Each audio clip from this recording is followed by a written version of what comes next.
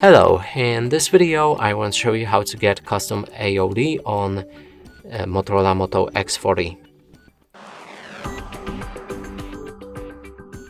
To do this we need to open our Google Play Store. Now in the search enter MuvizEdge. It's an app that allows you to get the AOD on this device. We need to install it.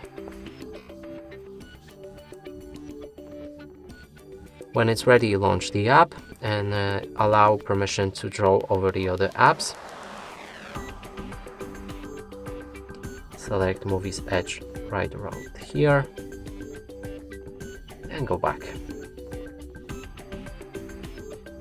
Now select AOD, choose your favorite style, in this case let's go for this one, and click on apply. Now if you lock your phone, you should see this AOD.